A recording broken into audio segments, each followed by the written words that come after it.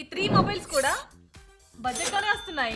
Same apps, same features. కానీ ఈ 5 features test చేసిన తర్వాత ఈ ఒక్క మొబైల్ మాత్రమే లాగ్ లేకుండా స్మూత్ గా వర్క్ అవుతుంది. ఇవే Oppo A6X 5G, Vivo T4X and Samsung A06. First app switching. ఈ 3 మొబైల్స్ లోని కూడా మల్టిపుల్ యాప్స్ ఓపెన్ చేసి క్లోజ్ చేస్తున్నాం.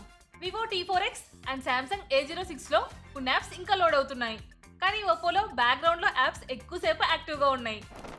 Second, scrolling test. Instagram are YouTube ని ఫాస్ట్ గా స్క్రోల్ చేస్తే Oppo A6X లో చాలా స్మూత్ గా ఉంది. And third, outdoor brightness. ఇక్కడ మీరు అబ్జర్వ్ చేస్తే ఈవెన్ సన్లైట్ లో కూడా ఈ రెండు మొబైల్స్ కంటే ఈ Oppo A6X చాలా క్లియర్ గా ఉంది. ఇంక రిఫ్రెష్ రేట్ అయితే Oppo A6X 5G and Vivo T4X ఈ రెండు కూడా 120Hz డిస్ప్లేతో వస్తున్నాయి. కానీ Samsung A06 only 90Hz refresh rate తోనే వస్తుంది. లాస్ట్ ఇంక బ్యాటరీ విషయానికి వస్తే Vivo T4X, Oppo A6X 5G ఈ రెండు కూడా 6500 mAh బ్యాటరీతోనే వస్తున్నాయి. బట్ Samsung A06 లో 5000 mAh బ్యాటరీతో వస్తుంది.